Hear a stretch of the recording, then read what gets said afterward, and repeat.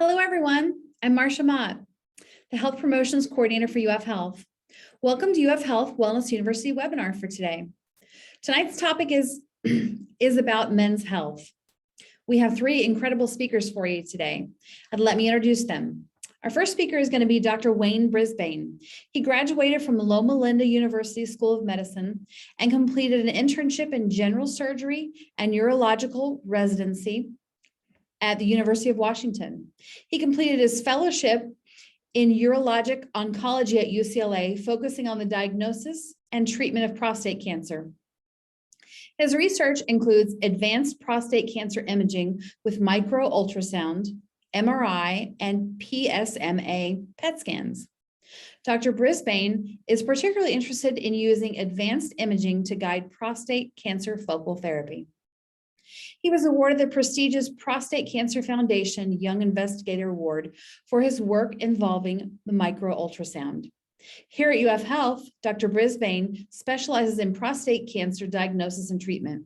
He's involved in multiple clinical trials, including treatment for prostate cancer focal therapy using the NanoKnife, high intensity focused ultrasound, and cryoablation. He joined UF Health 2 months ago, joining us from UCLA. Our next speaker will be Dr. Kevin Campbell. Dr. Campbell received his undergraduate degree in biology from LSU and his Master of Science degree in cell and molecular biology from Tulane University. He earned his medical degree with research distinction and honors at LSU. He completed his internship in general surgery and his residency in urology at the University of Florida, where he served as the UF Administrative Chief Resident. Dr. Campbell most recently completed a fellowship in reproductive medicine surgery at Baylor College of Medicine. Dr. Campbell specializes in men's health, including fertility treatment, hypogonadism, testosterone therapy, and the treatment of Peyronie's disease. His clinical interests include erectile dysfunction, male prosthetic urology, sexual disorders, as well as medical and surgical management of BPH. His research interests focus on male reproductive solutions involving restoration of sperm production after hormonal or medical suppression. He joined UF Health 3 months ago as a faculty member. UF Health, Dr. Larry Yeung received his medical degree at the University of Florida and completed an internship in emergency medicine. He also completed an internship in general surgery and his residency in urology at the University of Florida. He also went on to complete an additional fellowship in urology here at the University of Florida. Dr. Yeung specializes in men's health. His clinical interests include erectile dysfunction, male prosthetic urology, sexual disorders, and urinary incontinence. He joined UF Health as a faculty member in 2011. If you have questions for our speakers today, you can submit a question anytime using the Q&A button at the bottom of the screen.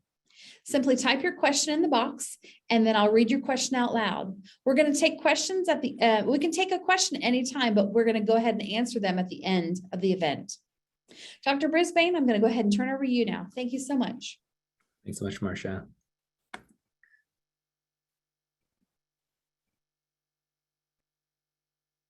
Right, just getting started. Oh. Can you all see my screen? Yeah, I see your screen, but I see a Zoom quit unexpectedly. Oh, that's maybe tell it don't send. Just can you click that don't send? Because you're still broadcasting on our end. Okay. Click. What happens when you click don't send? Oh, wow. Oh, there you are. You're back again, but I don't see your screen right now. No, why don't we have Kevin get started and I'll just troubleshoot this from a different computer real quick. Okay, sounds great. All right, guys, I'll go ahead and get started on my part. We got a little bit of echo, Dr. Campbell. All right, let's see if we can't get that to go away here. Keep talking, because I think it might have solved itself. I think it did. Yeah, I think it did as well. There we go. All right, your slides How look many great. doctors does it take to get through a Zoom meeting? Right. Now that we got the jitters out here, guys. Thanks for the introductions, Marcia. My name is Kevin Campbell. I am an assistant professor of urology here at the University of Florida. And I'm going to be talking about two things that I'm pretty passionate about within the realms of men's health. And that's low testosterone, also known as hypogonadism, low T, lots of different names for it, and also erectile dysfunction. These things are kind of interplaying between each other, and there's a lot of overlap between other similar symptoms and diagnoses and different treatment options. So let's get into it. Let's first start by talking about low testosterone. We're going to go by way of introduction into low T, which I'll refer to as testosterone deficiency. It's a little bit more of a better determinant in terms of what the condition actually is. We'll talk about what it is, what causes it, the testosterone deficiency as a health indicator, treatment options, and then also safety. Now, this is going to be by no means a all-inclusive type of presentation, because if we were to go through all that, we'd be here for a couple of days. And so I know myself and the other presenters have kind of whittled it down, and we're going to be talking about snapshots of the treatment options. And so we're happy to take questions, as we go along, like Marcia said, and certainly these are things that we're very interested in. So definitions: low testosterone is the finding of low testosterone blood levels combined with signs and symptoms of low testosterone. So you can have one or the other, but really the combination is what leads to the diagnosis. And these symptoms can be decreased libido, which is sex drive. Erectile dysfunction certainly is one of the symptoms as well. Commonly, we talk about fatigue, depression, irritability. These are some of the common ones. Reduced lean muscle mass and increased fat. And then unexplained anemia or poor blood glucose control. Let's talk about testosterone. What is it? Well, it's a male sex hormone that's made in the testicles, comes from cholesterol. Its hormone levels are important to male sexual development and also the functions. Most of the cells in your body have a receptor for testosterone, and so it does contribute to a lot of your normal function. It helps boys develop male features like body and facial hair during puberty, deeper voice, and muscle strength. And importantly, men, we need it to make sperm. This is different from exogenous or extra testosterone that men would supplement with. So this is the testosterone that your testicles are making. So certainly there's a distinction there. And if you're considering fertility, it's certainly something we need to talk about, because being on exogenous testosterone will decrease your ability to get pregnant. Now, some men can have low levels of testosterone to begin with, but in general, as men get older, our testosterone levels naturally decline somewhere between 1% to 3% per year after the age of 40. So what causes it? There's a whole cohort of things that cause it. Medical conditions that are diagnosed at birth, like congenital issues, autoimmune diseases, injury to the testicles by trauma or accidents, removal of the testicles because of disease or cancers, chemotherapy or radiation for treatment of other such things. Analgesic and opioid use certainly can. Obesity or being overweight contributes, because your testosterone gets converted to estrogen the more fat you have. High blood pressure or high blood sugar, infections, and then also aging. So what are the treatment options? Now, I like this slide because it really is a good indicator of all the different treatment options. Now, not everyone is going to be able to use a intramuscular or a subcutaneous testosterone. Some people may prefer a gel. There's gels, there's creams, there's intranasal gels, there's subcutaneous pellets that are implanted under the skin every couple of months. There's intramuscular injections, subcutaneous injections, there's pills, there's patches, and there's auto injectors. So really, there's lots of different ways that you can get testosterone into your body if it is indeed indicated for the treatment of your symptoms. Well, let's talk about safety.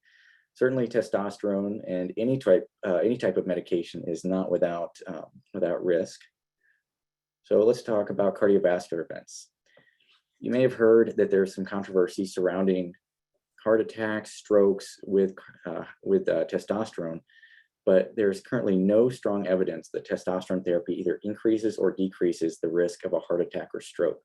In fact, our national guidelines say that there's a higher likelihood of having a cardiovascular event if your testosterone is in the low range than if it is in the normal range. But if you have a history of any type of cardiovascular event, that's certainly something that you need to be discussing with your healthcare provider prior to starting treatment, and also one of the reasons it's important to go over these treatments with a healthcare provider. Similarly, blood clots. There's no strong evidence that links testosterone therapy to an increased risk of blood clots that can lead to either deep vein thromboses or pulmonary embolisms, which are blood clots in the lungs. Now, certainly a side effect of testosterone management is that it increases the red blood cell count in your body, and that can also put you at risk for blood clots if it's not monitored, which is another reason why you should do this under the guise of a physician, under the guidance of a physician. Prostate cancer. And I know Dr. Brisbane is going to talk a little bit about prostate cancer, but there's no evidence linking testosterone therapy to prostate cancer or the development of prostate cancer. Now, if you have prostate cancer and it's not being treated or it hasn't been addressed, now that's certainly an issue, and I would not prescribe testosterone in that scenario. But there are there's lots of good evidence out there discussing prostate cancer and testosterone therapy. So prior to starting testosterone therapy, you and your healthcare provider should check a blood test called a PSA if you're over the age of 40. And in men with a history of prostate cancer, again, you want to talk with your doctor. This is something that I'm really passionate about. I trained in fertility specifically along with testosterone management, and these are where these two things come together. Now, sperm production takes place in the testicles, and that does require testosterone, but it requires your own testosterone. If you get exogenous testosterone supplementation, your brain sees that and it doesn't send the signals to your testicles to make their own testosterone and their own sperm.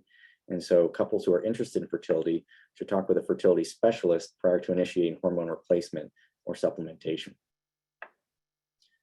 Word of caution.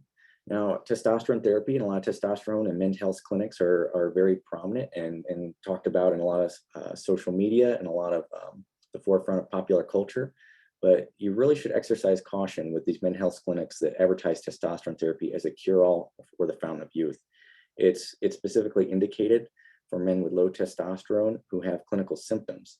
And while there are many benefits, there's also risks, as we talked about, particularly if you're not being monitored properly. So it's not a substitute for diet and exercise and physical activity, which all have long-lasting benefits without the risks. And you really should not take testosterone without a healthcare provider's prescription.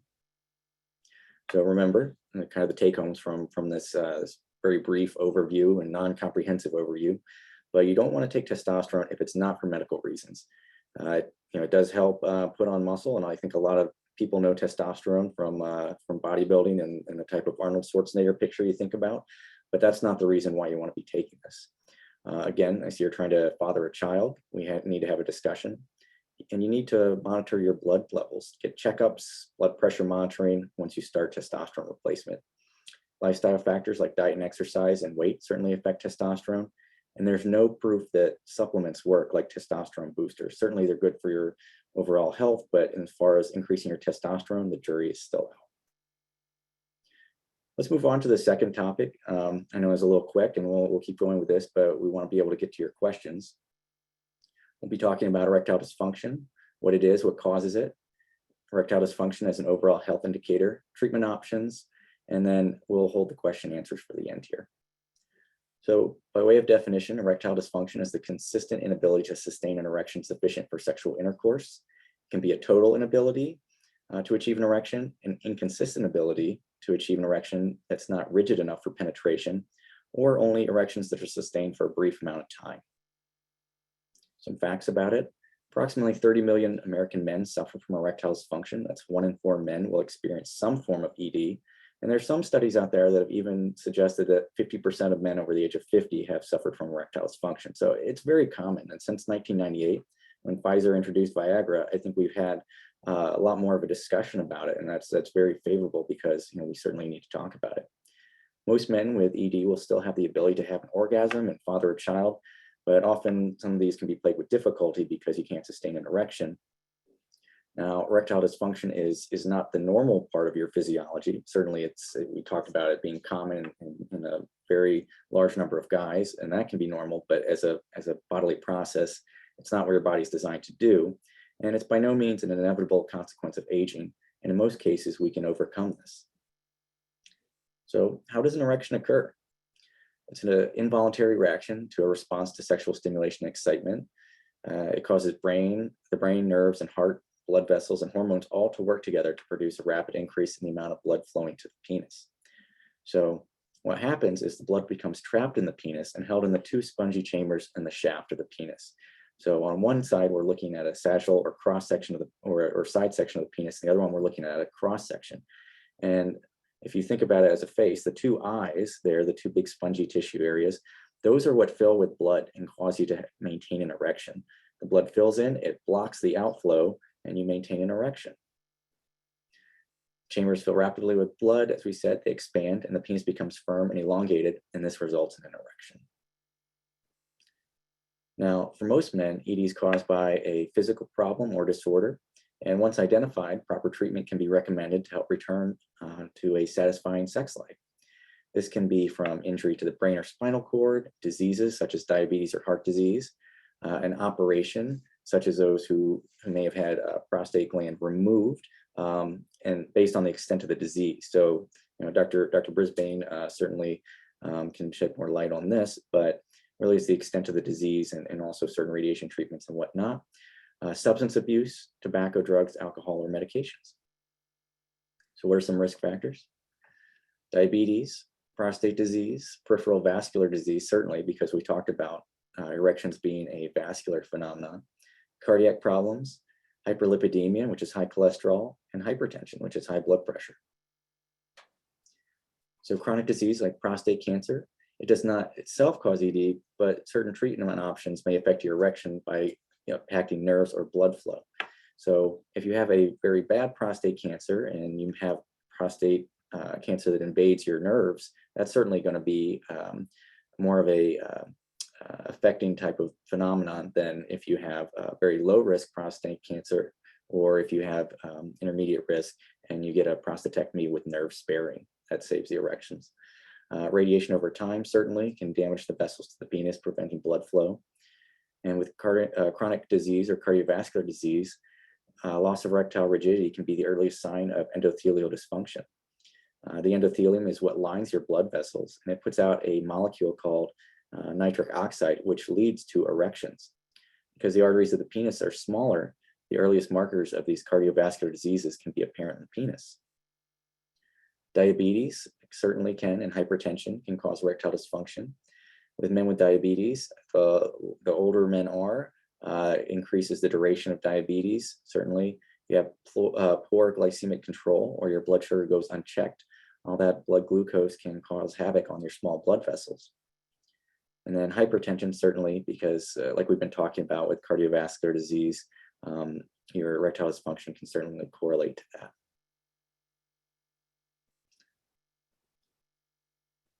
And we talked a little bit about this, so just for the sake of time, I'm going to keep on moving. The process of aging increases your risk for erectile dysfunction because of the progressive decline in sexual physiologic function. There's an increased prevalence of chronic diseases, psychological issues, and you can also have relationship and partner issues as you may be in different stages of life. Smoking increases the risk of moderate to complete erectile dysfunction because it causes all those small blood vessels to constrict and clamp down. And there's a lower prevalence of ED in former smokers compared with current smokers. And also medications like thiazide diuretics or beta blockers for blood pressure. But there is hope. There's treatment options. There's oral drug therapies. As most people know, Viagra, Levitra, Stendra, all these things can cause can give you stronger erections, certainly. They don't provide automatic erection like injection drugs or surgery, which we'll get to. But in 70% of cases, they can assist your erections. They do take about half an hour to start working and half an hour to an hour on an empty stomach. So if you take a high fatty meal in, these drugs are going to be competing for that with absorption in your stomach. Potential side effects, headache, flushing, upset stomach, and muscle aches too.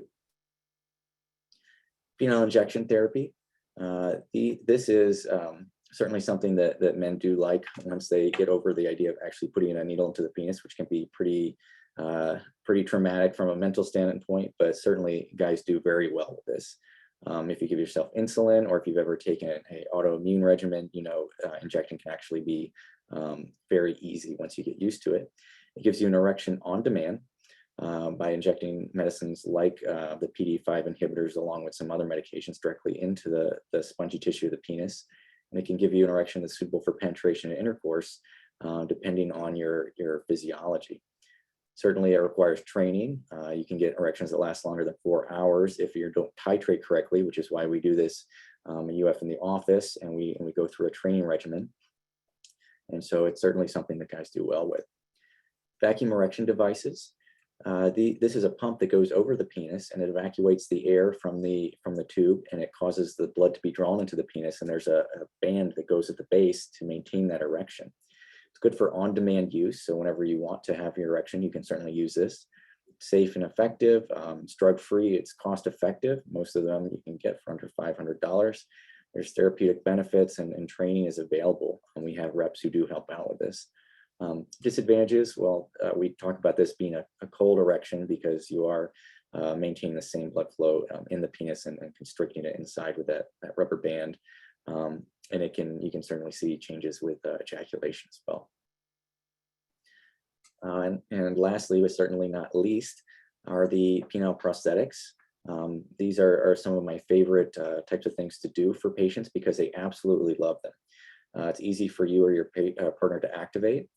This is a malleable or a single or one-piece prosthesis. We'll get into a three-piece in just a second, but it's totally concealed in the body. You don't see anything on the outside. It's a malleable rod that replaces that spongy tissue in the penis and maintains the erectile quality of your penis. And it stays firm when it's not in the erect position with these malleables, but there's also inflatable devices where you have a pump that goes in the scrotum. I tell guys it's like it almost feels like a third testicle.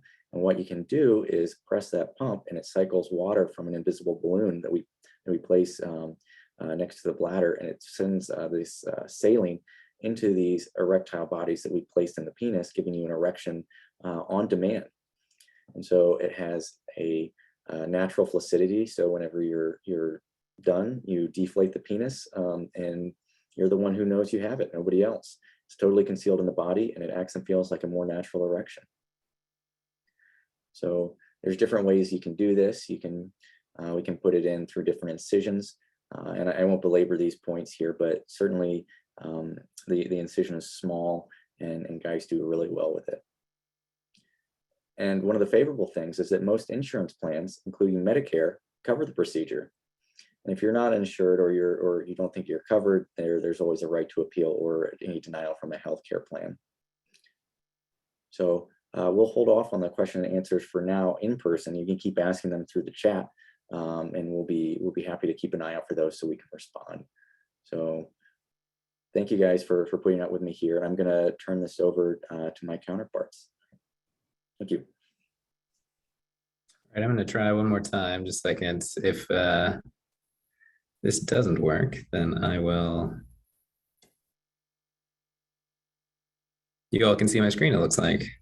Yes, we see it. Oh, fantastic. It's not full screen, but That's okay. I was having trouble sharing the actual PowerPoint. So that's okay. This looks perfect. So great. So my name's Wayne Brisbane. Thanks, Dr. Campbell. Sorry for the temporary delay. But I'm going to be talking about the prostate, and then it should segue very nicely into what Dr. Yeung is going to talk about afterwards. So we're going to talk about the prostate, the normal, BPH, and then cancer. And I already saw a couple of questions regarding this, so we'll go through this and let me know how we do as far as answering these questions. So let's start with the normal, and then we'll talk about BPH, and finally we'll talk a little bit about cancer.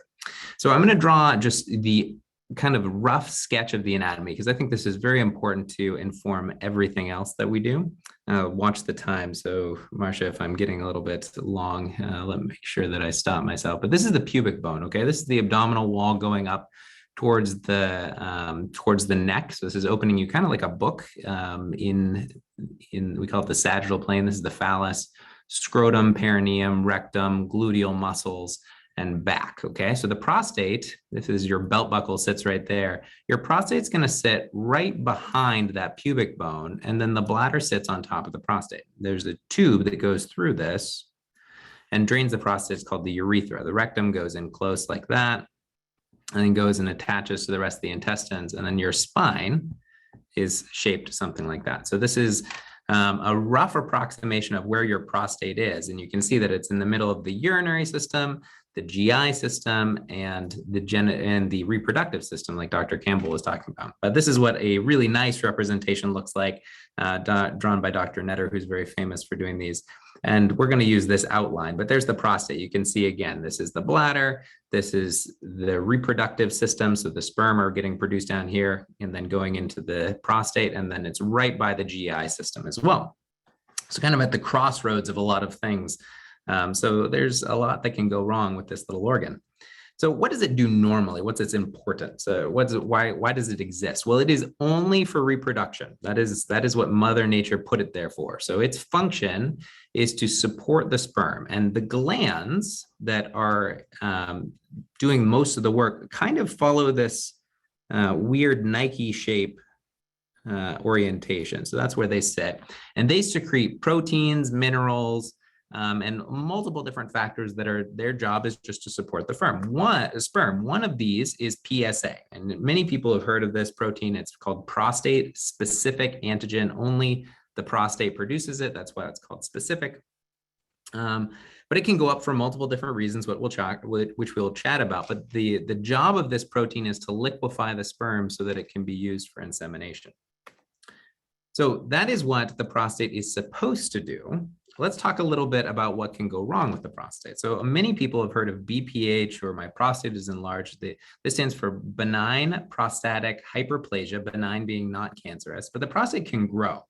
So here's, our representation of the prostate in a normal-ish size state. And it's important to note that the prostate has a couple of phases of growth through life. So it starts off really, really small, about 3 to 6 cc's, and to note that that's about 5 cc's is about the size of a nickel. So when you're born, this is a very, very small thing. And then when you're in puberty, there's this exponential growth into this 20 to 30 cc range, where that will hold you along this plateau until about 40. And then, for reasons that we don't perfectly understand, you have this, most men, I will tell you, have this kind of continued growth, not quite exponential, but progressive and continued growth. And that just happens until we die. So this can cause all kinds of problems. So you have this peripheral gland that we talk about. This is where the glandular peripheral zone, this is where the glandular tissue lives. And the glandular tissue is going to produce most of the cancer. There's also something called the transition zone, and this is what causes all the BPH and which results in your urinary symptoms. So when this thing grows, it tends to grow on the urethra. So it pinches the urethra, it narrows it so that the urine can't get out very well. And then some men will develop this knob right here called a median lobe. And if you look at it from the urine standpoint, this almost acts as like a ball valve that can close as you're trying to have the water go out or the urine go out. So both of those things, the narrowing and that ball valve effect, can make it very difficult to urinate. Now, the bladder is a muscle. It's basically a muscle ball, and it is going to respond to this difficulty with getting urine out by increasing in strength, okay? Just like Hulk Hogan, if you think of this is like the Hulk Hogan bladder or the Rock bladder. It's just a very, very big, fibrous, muscular structure. And as a result, it does not relax very well. You can picture for yourself The Rock or Hulk Hogan trying to do yoga. It just doesn't work very well. And so what this leads to in symptoms are a couple of very important things that many people are very familiar with. Urgency. This doesn't relax very well. That means a little bit of urine makes the bladder want to empty. Frequency. You can't store as much, so you got to empty multiple times. Outlet problems. This is weak stream because you can't generate as much force getting out this way, and slow starting the stream. And then there's some things that are combinations, so incomplete emptying. You can see that if the urine is really full, then the bladder can compress to some extent and get it maybe down to this part, but it's just hard for this bladder to fold in on itself and get everything out efficiently, so there's a little bit of residual. And so you're incomplete emptying, and then you, instead of working with this entire volume, you're emptying with this volume. And so you have to frequently empty. This can be really disruptive during the night. Nocturia is something that many men suffer from, and it's really debilitating because good sleep is something that's hard to come by. So what are the things that we do about this? How do we intervene? There's about 3 different levels. One is modifiable factors. These are things that you can do without a doctor's appointment. So removing caffeine. The other one is alcohol. So these are stimulants inside the bladder. It's like having a porcupine rolling around in here. It's going to cause you to need to urinate much more frequently than if just normal urine was there. The other thing is watching your fluid intake. Now, we live in the Southeast. It's very important to stay well hydrated, lots of kidney stones here. However, if you're having a lot of trouble with nocturia, meaning getting up to urinate, and you're also drinking right before going to bed, those kinds of things are important because whatever goes into your kidneys, this is my kidney up here, has to come into the bladder eventually. And so you can do a lot of help for yourself by limiting fluids right before bed. If you want to do this, you can look up Avoid Log. It's VOIDLOG. There's some really easy paper and pencil ways. There's some apps that you can get there, and you can track what goes in and what comes out, and you can see when that happens. And that will really prepare you to see, hey, are there things that I can modify that are simple without a doctor that are going to help me get a better night's sleep? And so I recommend doing those kinds of things before you see your physician. It also gives you better data to really nail down what's the problems. There's also some medications, specific ones that are often offenders are like diuretics, often called water pills. And sometimes the timing of these are important. If you take them right before bed, they can cause problems. But also you have to really consult with your physicians about, especially your cardiac physicians, about when these need to be taken. Sometimes there's no way around it. Something I didn't put on here, but I probably should, is called sleep hygiene. You know, there's just some other parts about sleeping that are important. And I'm not a sleep specialist, but dealing with nocturia has made me learn a little bit about sleep specialists. If you snore a lot, CPAPs are important, making sure that your bedroom is optimized for sleep. But it's beyond the scope of this conversation, but your primary care doctor can talk to you about it or get you over to see a sleep specialist. The next thing that a lot of urologists, but a lot of primary cares are involved in is giving a medication. This is the next line. These are the things that you need a doctor to intervene on. There's a couple different types of medications. This one, alpha blockers, these green areas that I outlined through here, now turning red, are these smooth muscles that contract at the bladder neck. They're part of the prostate, part of the bladder neck. These medications, alpha blockers, block that medication, so it allows them to open the channel and allow urine to exit more efficiently. This is called Flomax. I think this is Uroxetrol and Rapaflow. They've got simple names, but you can see they all have this similar OSIN, which means they're alpha blockers. The Flomax is very, very common medication. A lot of men take it, and it's very effective too. PDE5 inhibitors, something that Dr. Campbell mentioned, is tadalafil. This is Cialis. It also seems to relax the smooth muscle right around here. And so that can be another medication that's effective for kind of opening this channel, especially for men who have concomitant erectile dysfunction. You kind of get a twofer for that one. Another way another class of medication that takes a second to explain, this central zone, its food source is testosterone, but a really kind of strong version of testosterone is called dihydrotestosterone. It's about 10 times stronger than testosterone. And you need this enzyme 5-alpha reductase in order to convert the testosterone to dihydrotestosterone. So we think that this dihydrotestosterone is somewhat important in stimulating the transition zone to really grow big. And so by blocking that, there's medications that are called 5-alpha reductase inhibitors. The medications are called finasteride Proscar and dutasteride, which I don't remember the trade name right off the top of my head, but they basically block 5-alpha reductase and they'll shrink this kind of area in the prostate. As you might intuit, really small prostates are going to favor this. Really big prostates are going to favor this. They're synergistic, so they work by different mechanisms of action. Sometimes you need both. And I've had men, rarely, but some men are on all three. So those are the medications, and in the general class, that's what they're doing for people to try and help get this urine out. There are also a subset of medications that are affecting just the bladder. And Dr. Yeung may talk about them, but there's a whole nother set of medications that just affect the bladder if most of the symptoms you're facing are storage symptoms, the urgency, frequency, but the urinary flow is fine. So that's another class of medication that can just affect the bladder. Those come in two main types, but I'm focusing on the prostate, so I'm not going to go in. So if let's say the medications we've gone through, I'm going all the way back. We've done the modifiable factors, that didn't work. We've done the medications, that didn't work. Now is the time to talk to a urologist about some surgical options. Now, these are all the surgical options, the alphabet soup from the AUA guidelines. I think it's a little funny, but I just put them all down there to show you that there is a lot of ways to treat the prostate. You can shoot it with a laser. You can pin it against something. You can take a robot and excise it out. There's just a lot of different ways to get the same thing done. And the same thing is what we're trying to do is open up this channel so that the urine empties much more efficiently. We think that this will also eventually then modify the bladder so it relaxes with time. It's able to become less muscular and fibrotic. It stores better, but that's the idea. So I'm going to keep on moving, but that is BPH in a whirlwind. So we've talked about what the prostate does. It is there for reproduction. We've talked about what can go wrong. It can get big, and as a result, it can cause some bladder problems. And those have, about a 3-step-wise things that urologists are thinking about when we're treating people with BPH. And now we're going to talk about prostate cancer.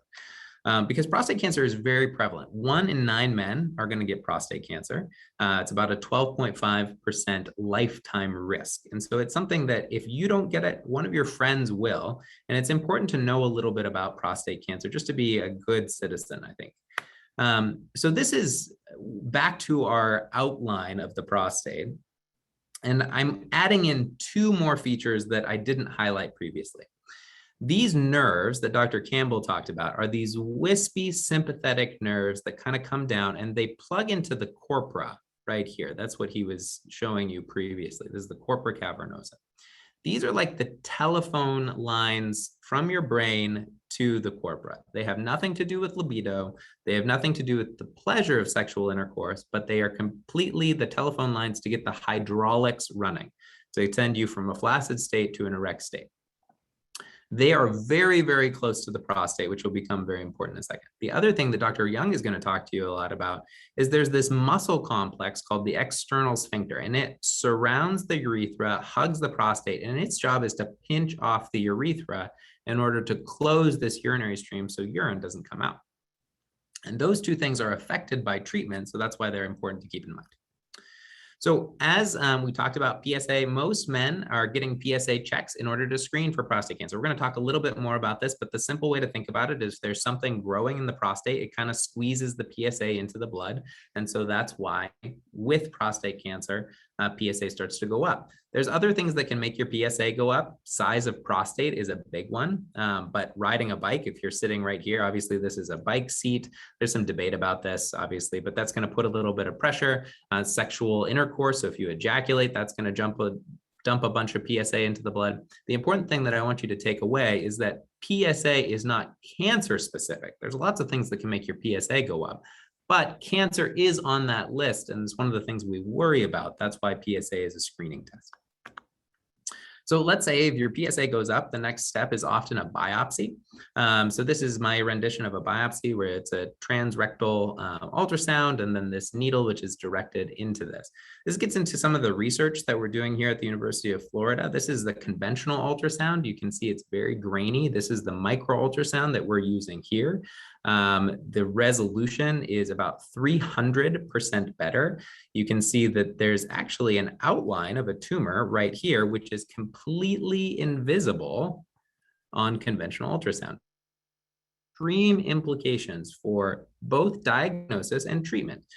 For diagnosis, we're able to put our needles right where we need to instead of just SIPs kind of blindly harpooning or putting needles into the prostate systematically.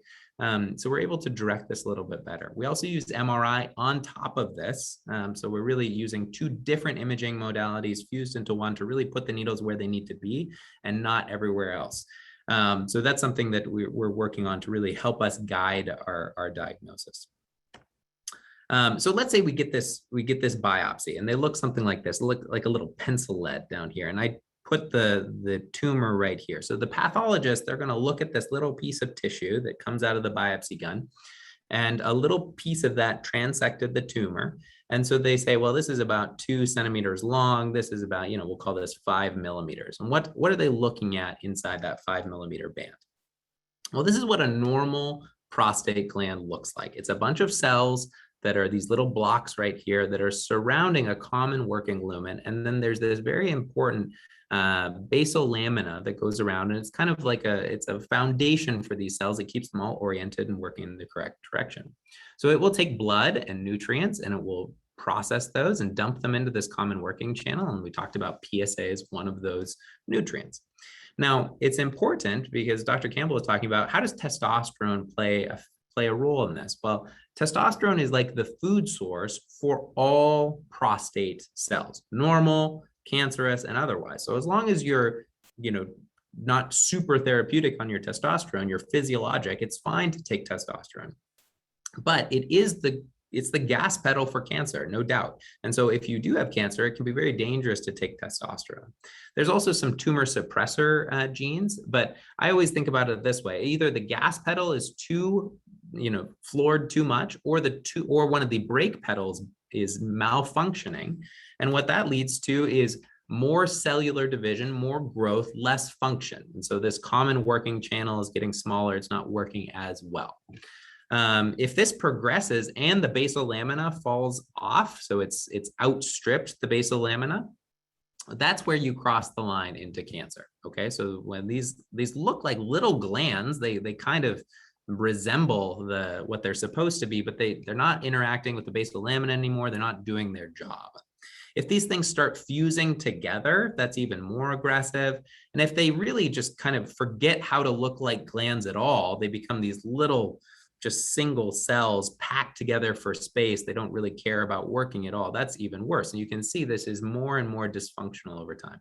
You can also see how PSA, which is supposed to be taking blood and nutrients going in here into this common working channel and out to support the sperm, no longer can do that. These little working channels are so small, and these cells are so kind of not working well that the PSA just gets leaked right into the blood. And that's what causes your PSA levels to go up in cancer. So the pathologist looks at this little section and they say, okay, well, this stuff is abnormal. We need to grade it, all right? And this is where, if you've heard of this Gleason grade, this is how it gets its name. It's a pathologist named Gleason, and he looked at this tumor and said, well, you have to be at least on this side to get cancer. And so we're just gonna see whatever I see the most of goes right here, and whatever I see the second most of goes right here. So those numbers. So, you might see 3 plus 4. Well, that would be majority of this with some of this. But if you saw 4 plus 3, that would be majority of this with some of this. And you can kind of combo those in your head. This is important because every prostate cancer, we need to put it in a risk bucket. Okay, not all cancer is the same. It's very heterogeneous disease.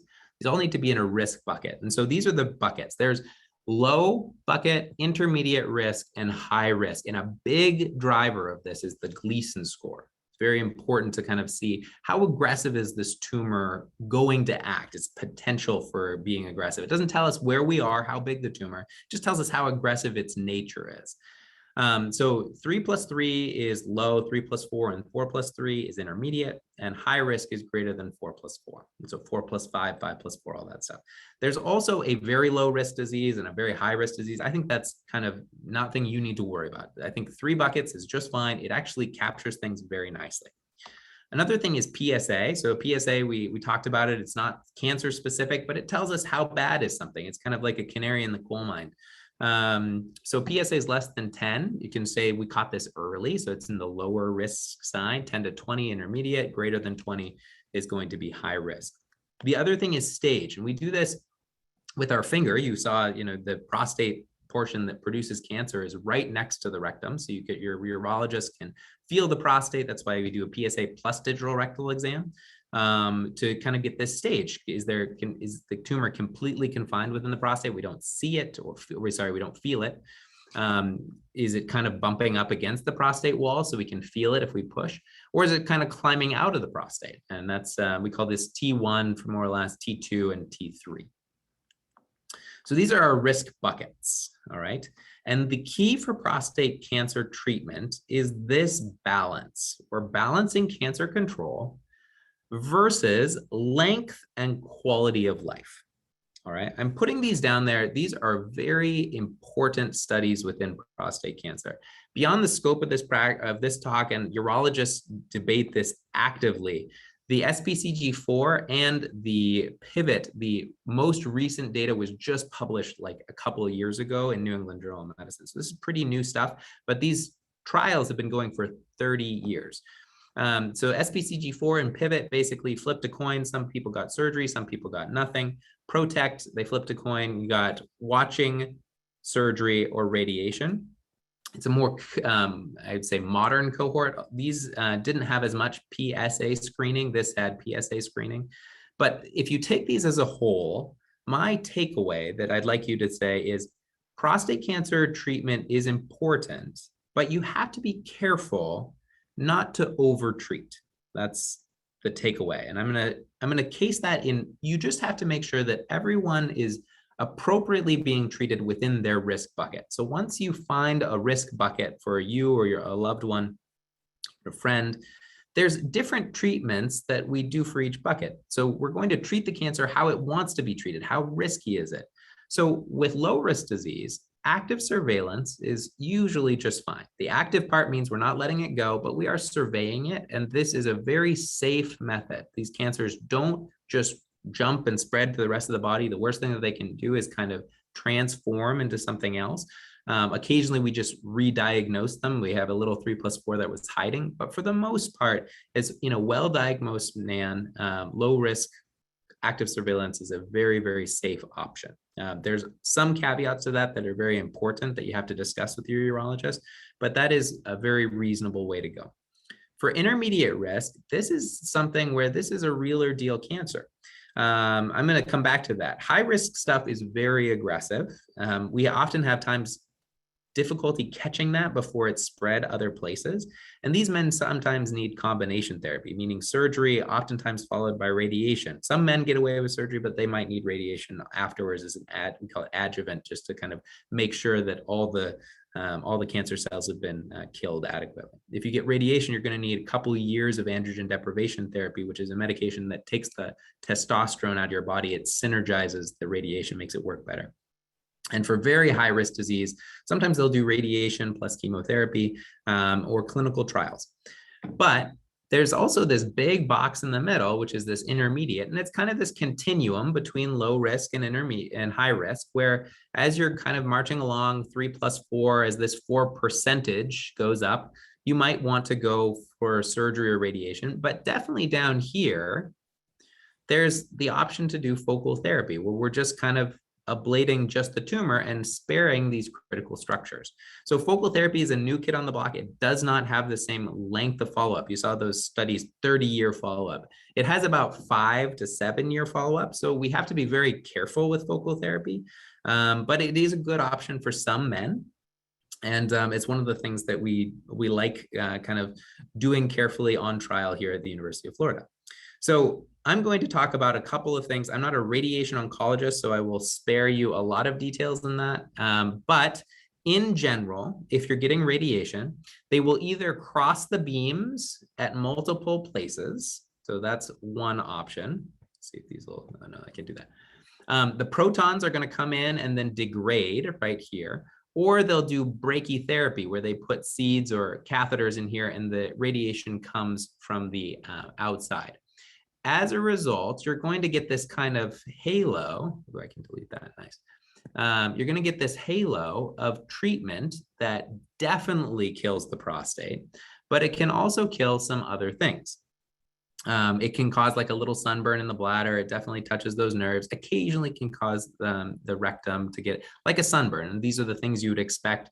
You know, they don't last forever, but you're going to have some more urgency, frequency. If you have some bowel disease already, like ulcerative colitis or something like that, you might want to avoid radiation.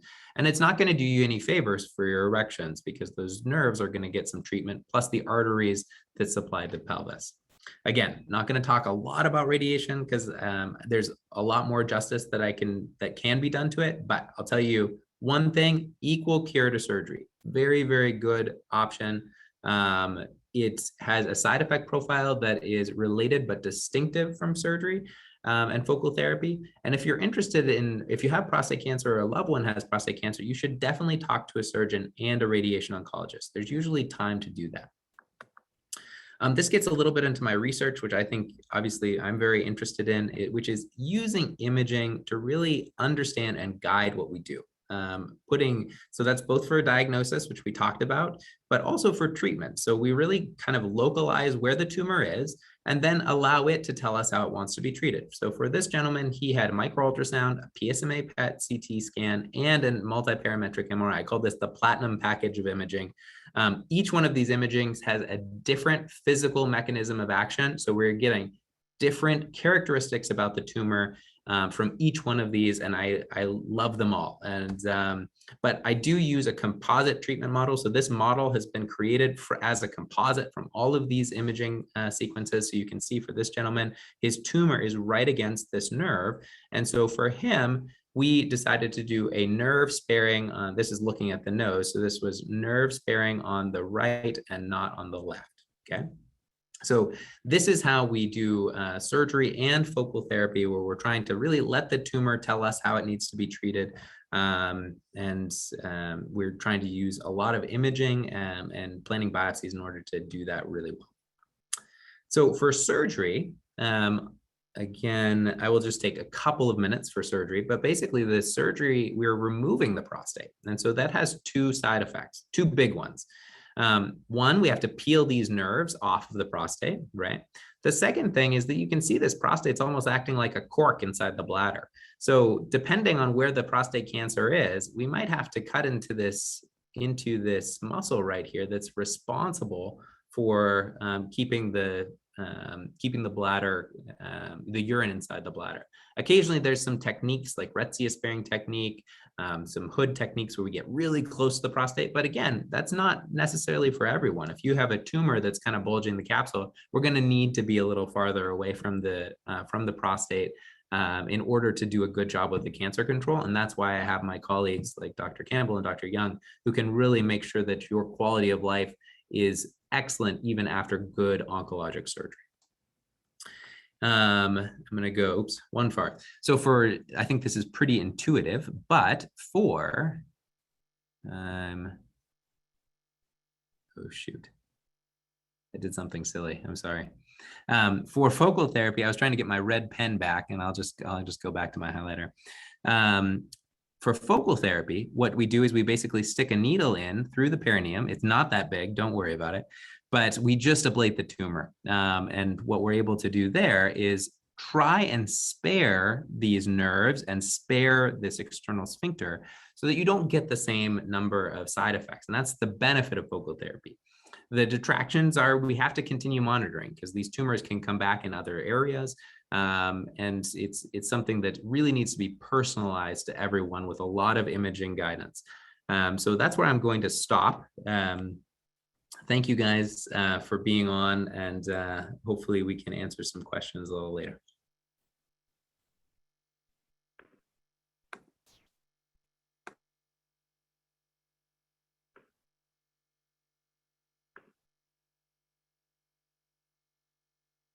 Well, thank you very much, Drs. Campbell and Brisbane.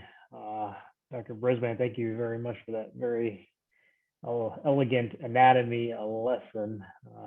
My talk is not going to be quite as artistic as yours, but I'm very impressed with the method of delivery. So, my goal here is to talk about male stress urinary incontinence, and this can be one of the most devastating side effects that a man can experience after the treatment for some of the pathologic conditions that were talked about by Dr. Campbell and Dr. Brisbane. I'm Larry Yeung. I'm an associate professor and the medical director in the Department of Urology, and my training was in male reconstructive urology at Washington University in St. Louis. And one of the areas of expertise that I actually truly enjoy treating is male stress urinary incontinence. These patients, when they come back and tell me their results and how it's completely changed their lives, that's one of the greatest satisfactions that I have in my career. And so this talk is dedicated to the man who is truly suffering from this very devastating condition. And so what is urinary incontinence? The International Continence Society has specifically defined this as the objective demonstration of the involuntary loss of urine that is consequent to bladder and/or sphincter dysfunction. And as Dr. Brisbane has very eloquently described, the anatomic reason why a man can potentially lose the control of being able to maintain the urine in their bladder is very akin to basically having a faulty washer in your plumbing or a faulty valve where there's a leak through the valve. Now, valve is no longer able to retain that urine within the reservoir, which is known as the bladder. Hey, Dr. Yeung, we don't see your screen quite yet. Oh, I'm sorry. Let me see here. Thanks for alerting me to that. No problem. I was just basking in your praise. I didn't want to stop you. I know, I was just listening along, not even thinking about that we don't see that. So sorry about that. No, that's all right. Okay, can you see this now?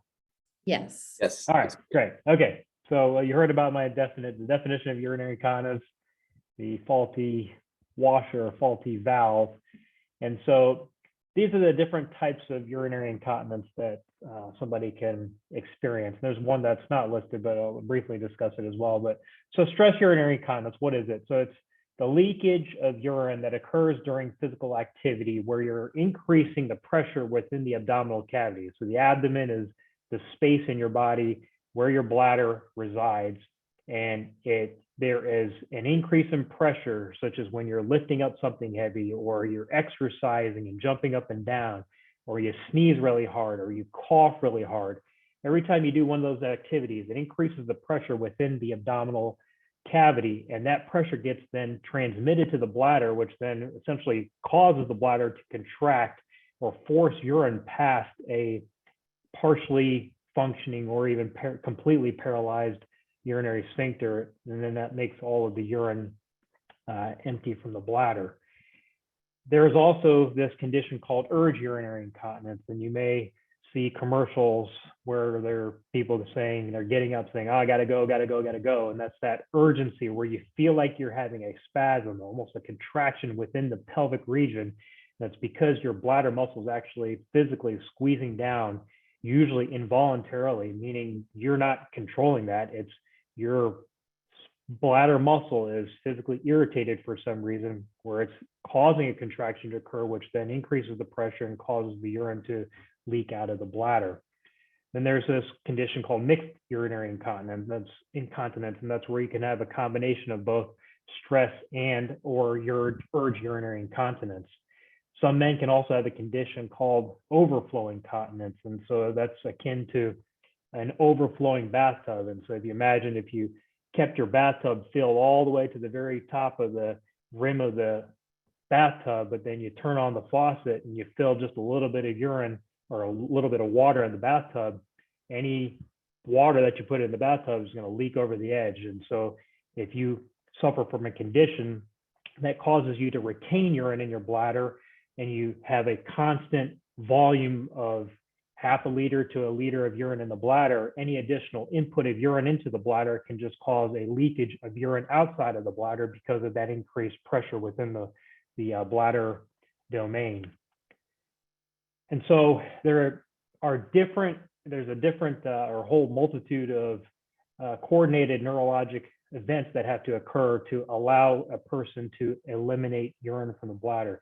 And so the bladder is essentially a reservoir. It's a sac, typically an empty sac when there's no urine in it, that holds the volume of urine that comes down from the kidneys. So the kidneys are these two bean-shaped structures that have two tubes that connect the kidneys to the bladder. The bladder is the reservoir that holds the urine inside your body until it fills up to a certain volume, which then sends a signal to your brain that says, okay, the bladder's full, it's time to eliminate the bladder.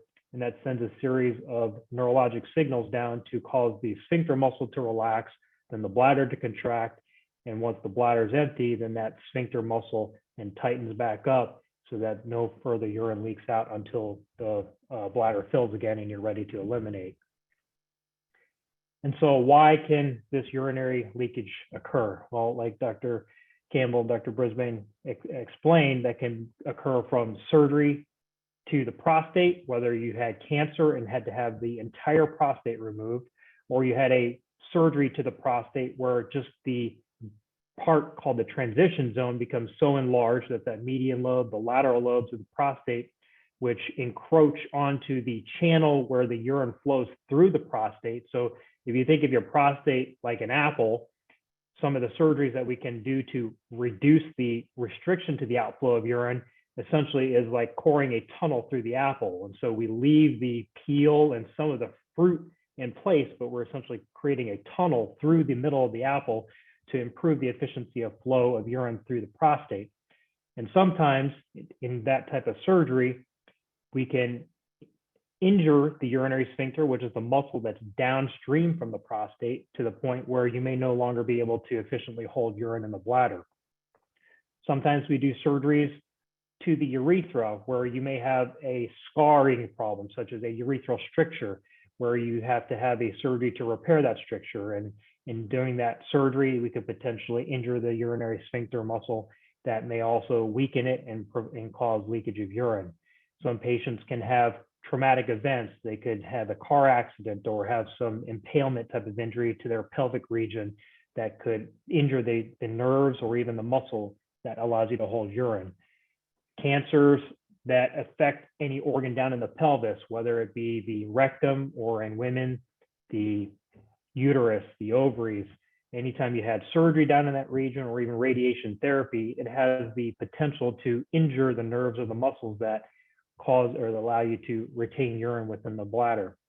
And any neurologic condition or spinal injury, spinal condition that has the potential to interrupt the neurologic pathway between the brain and the bladder can cause problems with the ability to store urine due to a weakened sphincter muscle or an overactive bladder, which can cause urine to leak out from the urge incontinence problem.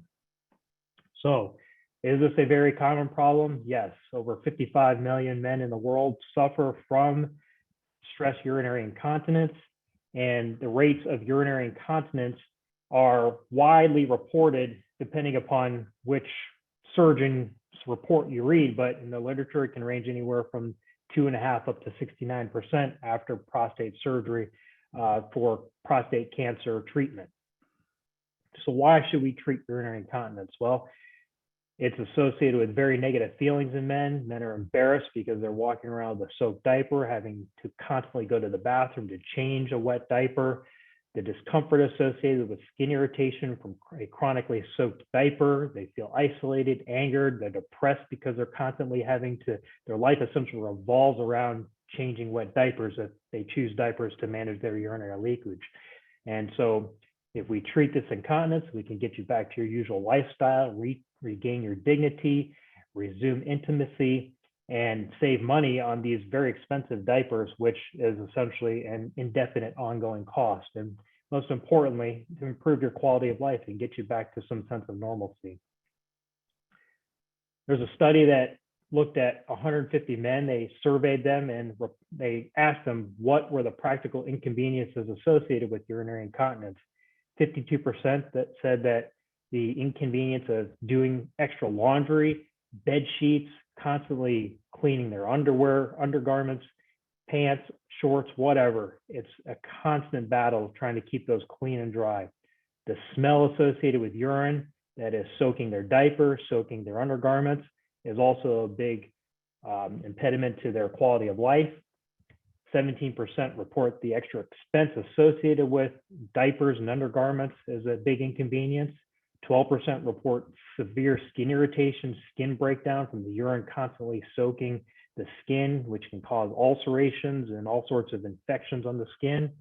And 11% of men report that the disturbed sleep, getting up to have to constantly go to the bathroom to empty the bladder or change their diapers or change their sheets in the middle of the night so that they're not sitting in a pool of urine all night long.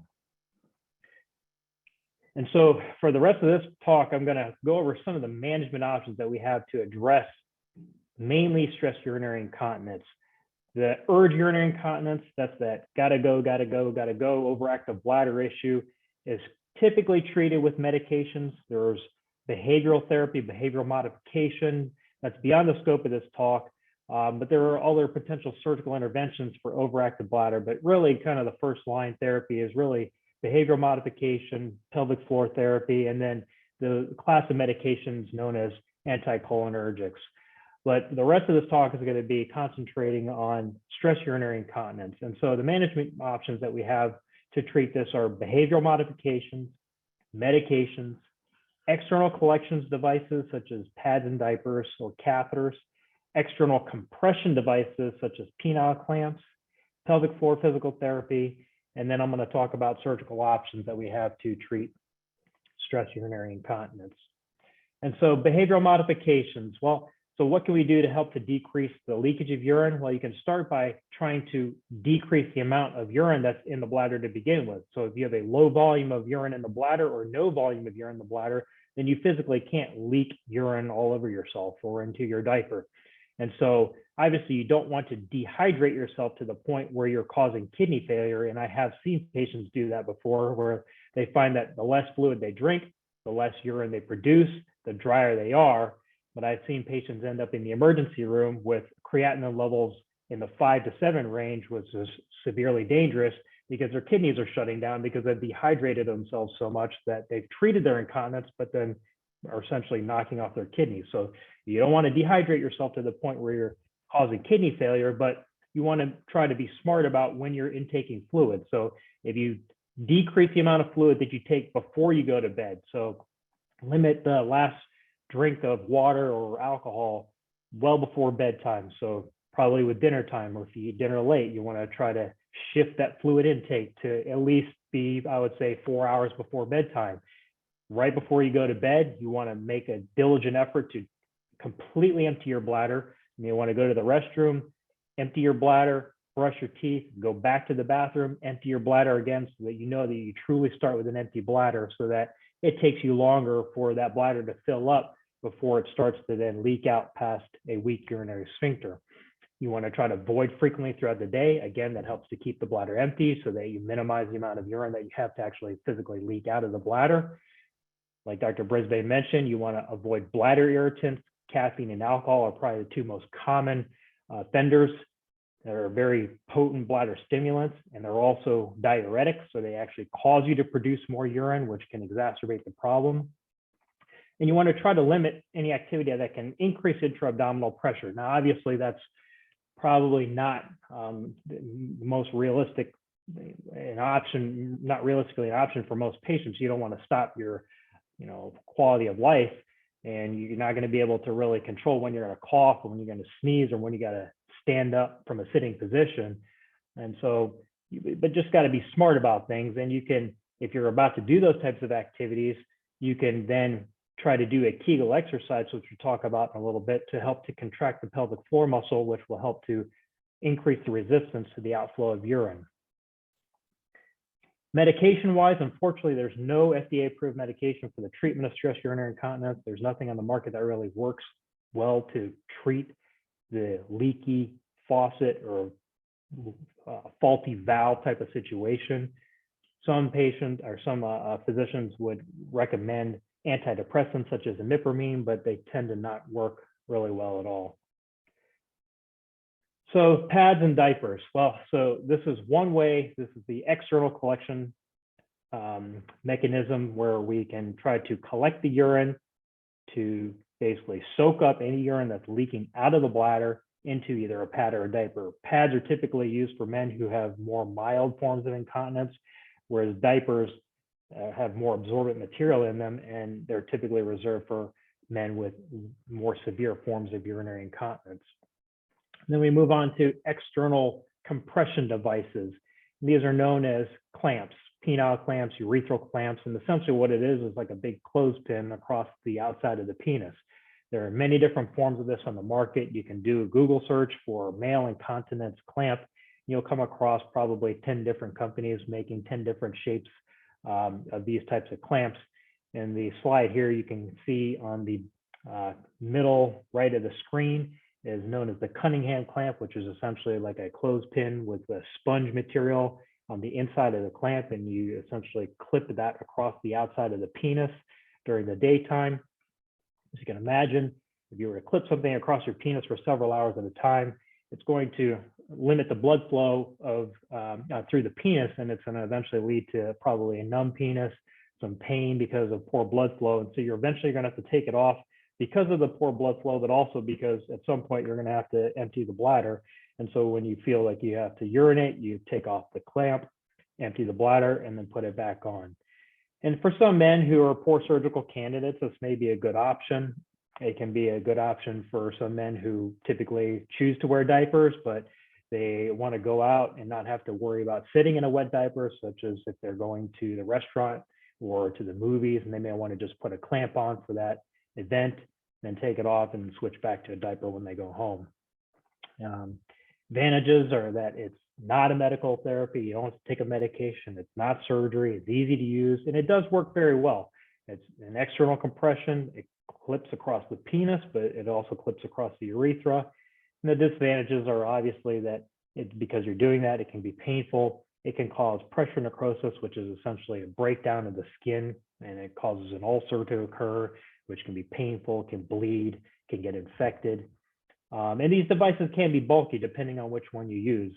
In particular, the Cunningham clamp is more bulky, but it does tend to be more comfortable and potentially is more effective than some of the less bulky devices, such as the C3 clamp, which is at the bottom of the screen. So then there are external collection devices and internal collection devices, and these are known as catheters. And so on the right side of the screen, on the top right, we have a picture of a condom catheter, and that's known as an external collection device. And so essentially what it is a condom that you put on your penis, and at the end of the condom, there is a little outlet that connects to a tube that then connects to an external bag that you wear, you can strap to your leg. And so the urine will then leak out of the penis into this condom, down the tube, and then collect in the bag that's strapped to your leg. You can hide the bag underneath your clothing, under your shorts and your pants, where nobody can see what you're wearing underneath.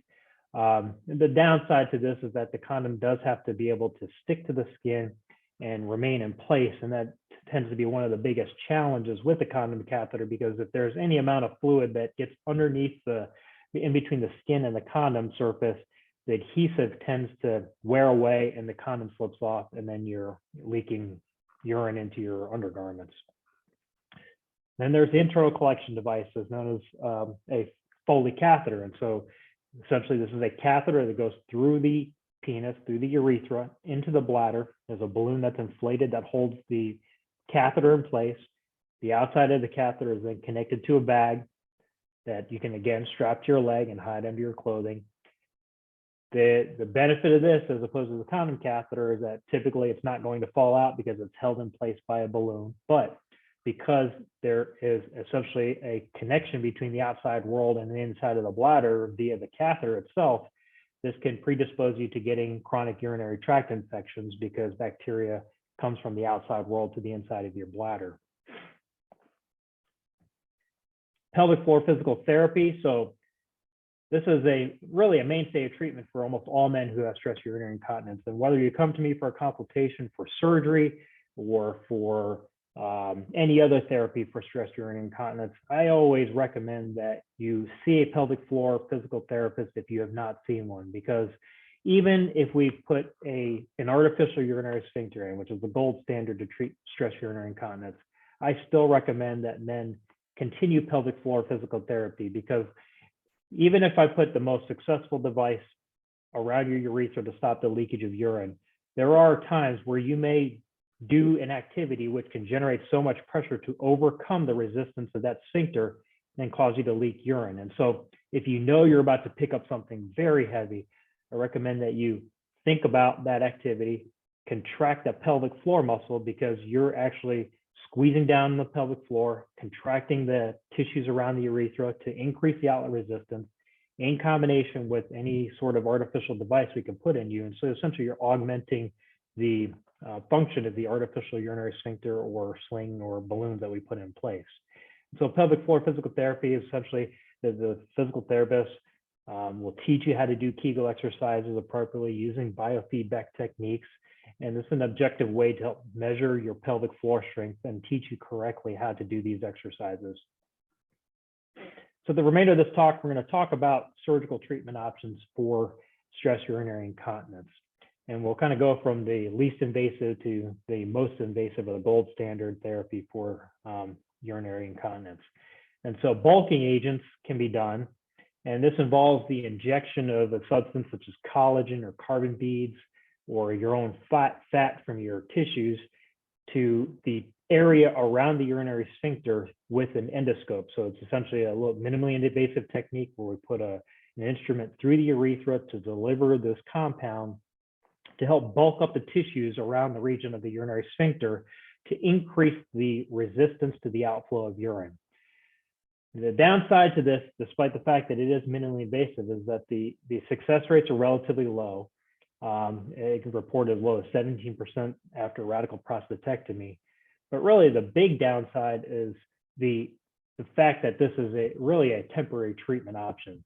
At some point that tissue, whether it be fat, collagen, whatever, will dissipate from that space where it was placed originally and allow that channel to open back up and your urinary incontinence will return.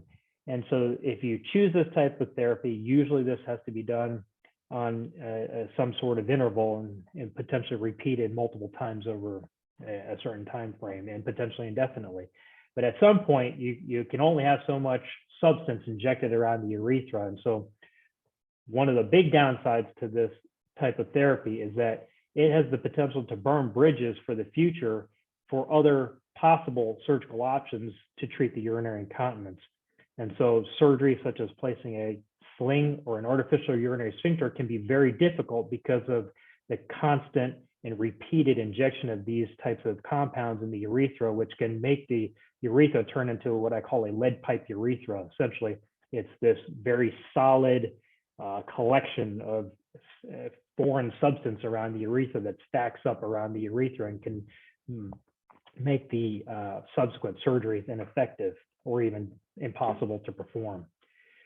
And so I like to categorize the remaining surgical options into either a passive type of therapy or an active type of therapy. And what I mean by that is a passive device or passive therapy means that when I do surgery to put this device in you, if it's successful for you, you never have to think about your urinary incontinence again. You're not activating something every time you want to go to the bathroom. We put it in you, it's successful, you're back to the way you were before you had your prostate removed or before you had your TURP procedure or whatever led to your urinary incontinence. And so under the category of passive devices are the slings or the adjustable PROACT therapy. Then there's the active devices. And so what that means is that every time your bladder fills and your brain senses that signal that your bladder's full, it's time to empty the bladder, you've got to physically reach down into the genital region to find your pump, compress or depress the button to then open your sphincter cuff so that you can empty your bladder, because your brain is not connected to that artificial device. You have to physically push it, open the pump, open the cuff so that you can eliminate and empty the bladder. And so we use this general guide of different severity levels of incontinence to help to determine what may be the best treatment option for your degree of urinary incontinence. And so in general, and this is kind of a rough way to gauge how severe your incontinence is, we kind of go by number of pads that you use per day, but I also do on the physical examination when you come for a consultation, what's called a standing cough test. And so essentially I have you bring your diaper down, bring your shorts or pants down, and we hold a pad underneath you, and we have you come in with a full bladder, and I have you cough, and then I will watch to see how long it takes for you to either drip drops of urine out of your bladder or develop a full stream and completely empty your bladder. And then I can grade that, give that degree of incontinence a grade in this mild to moderate to severe grading system.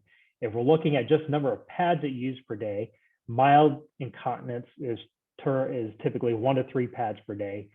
If you're moderately incontinent, you may be using 3 to 5 pads per day. And if you're severely incontinent, you may be using 5+ pads per day. And so for the patient who has mild to moderate urinary incontinence, the slings tend to be a good option. There are 2 different companies in the US market who make these types of slings. One known as the Advanced Male Sling, which is a 2-arm sling, which you can see in the picture down below. This is a minimally invasive technique where we make an incision in the region called the perineum, which is the space between the scrotum and the anus. We expose that part of the urethra and open up the muscle that surrounds the urethra, and then place this mesh device that kind of pulls the urethra back up into the anatomic position that it used to be in before you had your prostate removed. The benefit of this type of surgery is that, again, it's a passive device. There's nothing to operate. If it's successful for you, the day, or really the moment you wake up from surgery, you're going to notice a significant improvement in urinary incontinence. The device is completely hidden inside the body, so you don't see anything externally. Now, I get a lot of questions from patients who come in who have read about this sling type of device, and you probably have heard a lot of litigation that has been in the news about mesh devices and erosion into the urinary tract. And fortunately, that doesn't really pertain to this male urethral sling. That's more for mesh for women who have problems with prolapse or their female organs kind of falling out of place and being put back into place with different types of mesh. But that doesn't really pertain to the male sling. And in fact, in my career, I've really only seen 1 erosion of a male sling that was sent in from somewhere else that we had to repair. And so this is, again, done under spinal or general anesthesia. There's 3 small incisions made, 1 between the scrotum and the anus, and then there's 2 little punctures that go up into the region called the groin, where we pass an instrument to then pull the mesh sling under the urethra, and then we pull it up essentially as tight as we can, and then kind of tunnel the mesh tissue into the tissue to essentially anchor it and let your body scar that mesh in place to hold that tension on the sling. Then there's a competitor to the advanced sling, and it's called the Virtue Sling. Really, the big difference between the advanced and the Virtue Sling is the number of arms that are associated with the sling. The advanced sling has 2 arms. The Virtue Sling has 4 arms. There are 2 additional arms that go up near the pubic bone that provide, the theory is, additional friction and scarring to provide additional support to the urethra to help restore urinary control. Then the other option in the category of passive devices is the ProAct adjustable continence therapy. And I'm a big proponent of this. I was one of the first surgeons in the country to actually start implanting this device. This was a device that was FDA approved about 3.5 years ago or so in this country, but it's been placed in Europe for over 10 years. And so there's a lot of long-term data in Europe about this ProAct adjustable continence therapy. And so what this is essentially a pair of balloons that you can see here in the picture that are placed through a truly minimally invasive technique. So we make 2 small punctures in the perineum, again, the space between the scrotum and the anus. And under fluoroscopic guidance, we use X-ray to pass this instrument into the space where your prostate used to be if you had your prostate removed for prostate cancer. And I'll show you in the next slide after I describe the balloons, but essentially it's 2 balloons. Again, they're paired balloons that go on either side of the urethra. And each balloon is connected to a little silicone tube. And at the bottom of the tube are these titanium ports. These titanium ports get tunneled back up to the backside of the scrotum. So you won't feel it unless you're really, really digging around and trying to find this port. Sometimes I even have difficulty trying to find the port when I'm trying to access it, but it's really a non-intrusive port. You're not going to say, oh gosh, I don't want to see these ports, but you're not going to see anything. You're really not going to feel anything. But we use these ports to access the balloon to inflate a contrast solution. So it's dye that we mix with some saline to then inflate the balloon and progressively cause the balloons to get bigger and bigger over time. And so when we implant these balloons, we start by putting 1 milliliter of solution into each balloon. And that's just to kind of lock the balloon in place once we have it in the correct position. And we bring you back to clinic at the first post-operative visit, which occurs at 6 weeks. We let you heal, let the balloons kind of scar in place, and then we progressively fill these balloons over time. And each time we can put 1 milliliter of fluid in each balloon. And the really, really big benefit of this device, as opposed to any other device I'm going to talk about today, is that this is a truly adjustable system. So I can titrate the exact amount of bladder outlet resistance that your body needs, because every patient is going to be completely unique in the amount of resistance that they need to maintain urine within their bladder. And so each time you come in, we put a milliliter of urine, contrast solution into the balloon, and then we check on the next return visit to see how much urine are you still leaking. We do the cough test. We ask how many pads are you using, and we actually have a clinical trial running looking at this device as well. And we get even more scientific, and we actually give you a bunch of pads that you have to take home. You collect the amount of pads that you have to go through in a 24-hour period. You put them into a garbage bag, you drag them back to clinic, and we actually weigh the bag of diapers, and then we subtract the weight of a dry diaper, multiply it by the number of diapers that you had used in a 24-hour period. And just based on that, we can then determine the volume of urine that's truly in your bladder that is leaking out to determine truly how incontinent you are. And so we have more objective ways to figure out how much urine you're actually leaking. We don't do that for every patient who are not on the study, because it's obviously a very cumbersome way to try to determine how much urine you're actually leaking. But for those patients who decide to enroll in our clinical trial, that is the more scientific way to determine how successful this surgery is. And so, again, the balloon, there's a conduit and a port that we use to inflate the balloon. It's a very quick procedure. It takes about 15 minutes in the outpatient surgical center to perform. Balloons can be titrated every 4 weeks until you're dry, or until we reach the maximum amount that we can put into each balloon, which is a total of 8 milliliters of contrast solution.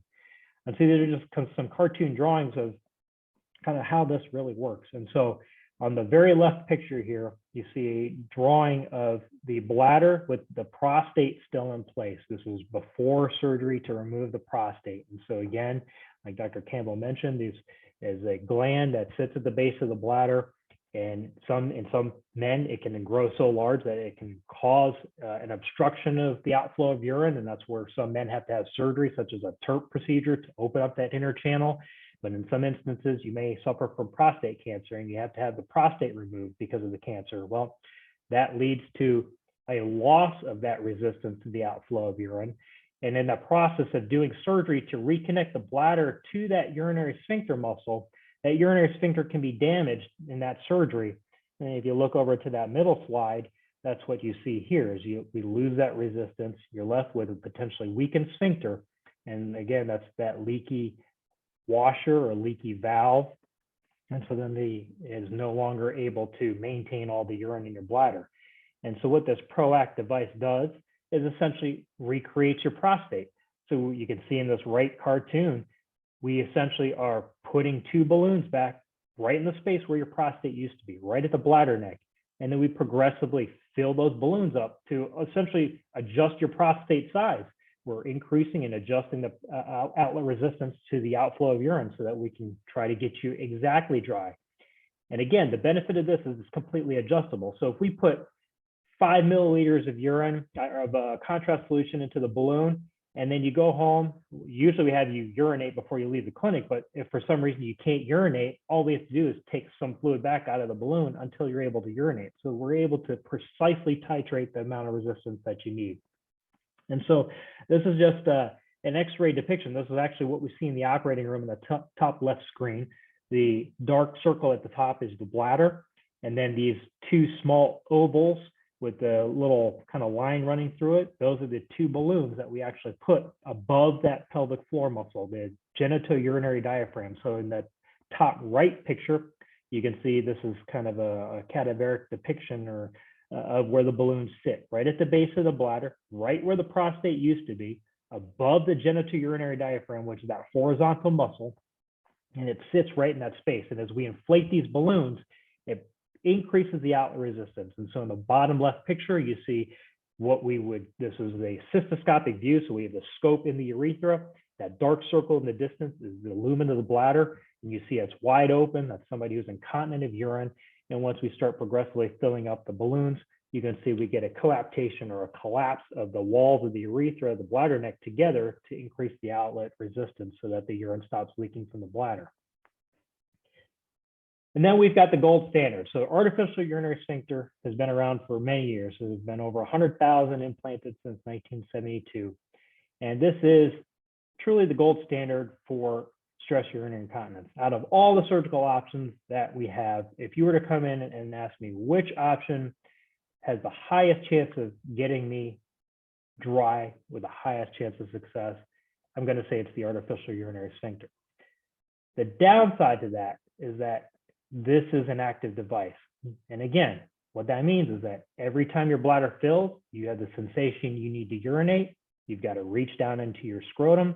You've got to grab that pump. So you can see in this cartoon drawing, this is a 3-piece device. There's a pressure balloon that's hidden up next to your bladder. The pump is in the scrotum. And then there's a cuff that goes around your urethra. So if you can imagine, it's essentially like a blood pressure cuff that's constantly inflated around your urethra. And so at a resting state, your cuff is filled with fluid. That balloon exerts pressure to that cuff to collapse the lumen of the urethra so you stop leaking urine. When you get the sensation that you need to urinate, you grab the pump, you squeeze the pump, that forces the fluid back into the reservoir and opens up that cuff so that you are able to eliminate and empty the bladder. But some of the downsides to that is that the reason why it's so successful is because it's truly collapsing down the urethra with pretty good force. 60 to 70 centimeters of water is what we classically put in. But in some men, that may be so, that force may be so great that it limits the flow of blood through the urethra. It can actually cause what's called an erosion of the cuff into the urethra. Essentially, it's the cuff cutting through the tissue and becoming exposed to the urine because it's essentially strangulating the urethra, and that's how it's stopping the outflow of urine. Now, it doesn't happen in all men. There are some groups of men who happens higher in, such as those who've had radiation therapy for prostate cancer. They tend to have poor blood flow through the urethra. But this treatment is highly successful, but you have to understand that it is a mechanical device. What that also means is that there are moving parts here. There's tubing, there's fluid in the system that is constantly shifting, not just once a day, not twice a day, multiple times a day, probably 5, 6, 7+ times a day, depending on how long or how much volume you're able to hold in the bladder at any point in time. And so if something breaks in the system, that means you have to have surgery to repair it. And on average, what I tell patients, you can expect to probably have 6 to 8 years of life out of this device before something malfunctions, and then you have to have surgery to repair it. The benefit of the other passive devices, because you're not constantly activating some device, the chances of failure are very, very low. But if you ask patients who've had the artificial urinary sphincter, there's a very high satisfaction rate. 92% of patients would have it placed again. 96% would recommend it to a friend. It does take a little bit longer to implant this device. It's a little bit more surgery. It takes a little bit more recovery. Sometimes we keep patients in the hospital for a night as opposed to the other surgeries where those patients can go home and be done in an outpatient surgical center. But just like the other surgeries, the device is completely hidden. Nobody's going to be able to tell that you have an implant in place unless you tell them or unless they're feeling around into the scrotal region for the pump. But it is highly successful. And so what should you do? Well, come in for a consultation, come prepared with your questions, come to discuss your treatment options, come to discuss what your goals are. Obviously, everybody wants to try to get dry, but there are certain comorbidities, meaning there's maybe some concomitant medical issues that we've got to work around, but usually we can find some solution to try to help to improve your quality of life. So in summary, incontinence is a very common problem.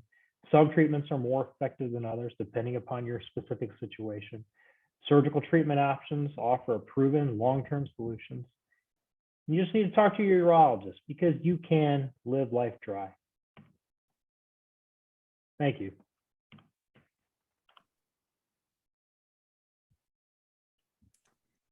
All right. Thank you guys, everybody. Some great presentations we had there. We had several questions, and I know we've answered a few of them in the chat as well. But one of the questions, actually, Dr. Yeung, you want to stop sharing your screen? Yes. One of the questions is for Dr. Campbell. Why are there different types of testosterone therapies? Like, why would one person want to get a gel and one person want to get a shot? What are some of the advantages or disadvantages, or what are your preferences? Yeah, certainly. So that's a great question. And that's one of the things that we talk about each consultation, because with these testosterone therapies, you're really tailoring it to the patient. Some guys are not able to self-inject with a needle, and so they have needle phobia, and they don't want to do an intramuscular or a sub-Q, and they prefer a daily gel or a daily cream. Some people who maybe have young children, or you have grandkids, or you're in close proximity with someone who you're intimate with, you may worry about the risk of transference when you're putting on a gel or a cream, because that certainly is something to consider. The subcutaneous pellets that last for a while, you give you a really high level of testosterone initially as they dissolve. And so if there's any worry about polycythemia or increased elevated hematocrit, certainly it's a little bit more difficult to titrate those whenever you've got a pellet that's dissolving over time. So all these things kind of go hand in hand with a certain regimen that works on your schedule. Some men would prefer to do something daily to kind of keep an even level of testosterone that goes up and down, rather than a once a week or twice a week injection that goes up and then comes down over time. So really it just depends on your own physiology and what you're willing to want to do. That's a good question. Okay. And I assume also maybe cost might play a factor in that, or there are a lot of differences in the costs? Certainly. So one of the big things that is on the horizon for the testosterone world are oral testosterones.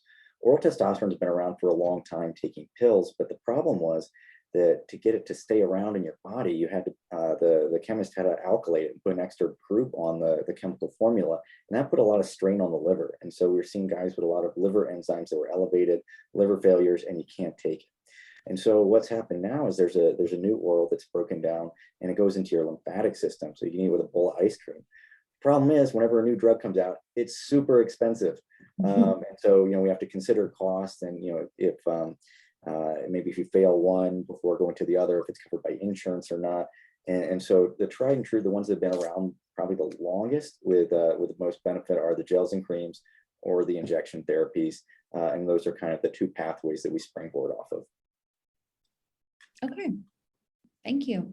We have another question. A person kind of wrote in with a scenario where they take some mental health medications, I think Prozac and Wellbutrin, as well as and have erectile dysfunction sometimes. And so they also wanted to say that maybe it's important to note that they had a vasectomy years ago, and they're kind of debating on do I have an issue with some damage that might have occurred, or is it more likely the mental health medications I'm taking? Because Viagra has not really helped with that. And like, where do I go? How do I start the ball rolling, the conversation? What are the next steps? Yeah, this is a Christmas present inside a Christmas present of a question. So it's a very good one too, because it touches on a lot of different aspects of care. Historically, when vasectomies were being offered, they were offered as a treatment for male virility. Guys were getting them to increase their testosterone and their potency. We know that doesn't happen now, but it really doesn't affect that. When you look at the side effects of most medications, you're going to see erectile dysfunction as listed, and I charge you to try and find one almost that's not an agent for testosterone or erectile function that doesn't have that as a side effect. I mean, certainly antidepressants and psychiatric medicines, which are very common in the United States, and they do a great job at doing what they do. One of the side effects are sexual dysfunction. We see a lot of guys with changes in orgasmic function, delayed orgasms, difficulty with ejaculation, and certainly changes in erectile function. antihistamines, cardiac medications, thiazides, certainly the water pills that Dr. Brisbane talked about, Parkinson's medicines, chemotherapeutics, opiates, recreational drugs and medicines. So alcohol, smoking, marijuana, any of these things certainly can cause it. So when we're talking about erectile function, it's usually a issue of getting blood to the penis or maintaining blood in the penis. And those are treated very different ways. So what we'll often do is we'll get an ultrasound to look at the blood flow to the penis, if it's reaching the maximum potential to cause the penis to expand and maintain an erection. And then also, is the blood leaking out? I mean, if you have a hole in the boat, you can fill it with as much water as you want to try, or as much supplies as you want, but you're not going to get to where you want to go. And so those are treated very, very differently. So, kind of just to bring the question full cycle too, some of these medications that do cause decreases in erections, like opioids or even antidepressants, some of them can change your testosterone levels too, and erections are androgen dependent. So if you're decreasing that, then you're kind of going in a circle and kind of spiraling. So it's certainly something that we'd love to talk about, and see it here at UF Urology. Okay, I've done many of these. I do lots of men's health talks, women's health talks. And I know sometimes, the conversations when the thought about I have to call and schedule an appointment and go over my symptoms. I'm kind of curious if you could kind of talk about how, those can be a little sensitive, obviously for a man or a woman doing that. But I'm wondering, are the staff, I would assume that the staff are pretty well trained on how to, this is just what I do every day. And this is who I enjoy taking care of and enjoy taking calls for and doing that. Can you kind of talk a little bit more about the process of how a person goes through this process of getting to see you guys or what it's like in the office? Anybody kind of talk about that process? Yeah, certainly. So this is something that our clinic deals with on a daily basis. And when you come in for a consultation, everybody understands in our clinic that every person has a very sensitive potential subject that they're coming to talk about. We are fully aware that a lot of people are very anxious, they're shy, they've been afraid to approach anybody about this issue, and some are it took so much courage just to wake up, get in their car and come to clinic. And we're fully aware of that. And all of our staff, the nurses, everybody from check-in to check-out is very professional. This is certainly an environment that we're going to make you feel comfortable. You don't have to worry about being made fun of, laughed at. This is something that we deal with on a day in and day out basis. Yeah, to echo what Dr. Yeung just said, these are things that we're excited about treating. We have spent the majority of our lives getting ready to treat these conditions, and so we're enthusiastic about them, and we certainly like being in the surroundings of our peers and learning about these conditions that that we treat. I learned a good bit from Dr. Yeung and Dr. Brisbane today. They're great talks, and one of the things that we try and do is get you the best treatment. I mean, we're not trying to do anything other than get you to where you need to go. And just as a kind of a little last minute soapbox, I think certainly these conditions can be sensitive. And one of the reasons I think we see a lot of popularity now, and a lot of people more are talking about things like the direct to consumer markets for erectile function, testosterone, all these things are because people want to talk about them, and we want to talk about them with you. And it's going to be overall, when you look at the cost analysis for these types of things, coming in to see one of us and get something from prescription and talk about the reason behind it is going to be safer. In the long run, it's going to be cheaper too. Okay, I thank you so much. We had several great questions. Like I said, we answered some of them directly in the chat. When you guys leave here today, there's a little survey. I'd love for you guys to tell us what you thought about our speakers today and the event overall, and provide some feedback, and I'll share that with our speakers. And I thank you guys for attending. If anybody has anything else to add, please jump on in. And if not, thank you guys so much for attending tonight. Thanks, Marcia. Thank you, Marcia. Thanks, everybody.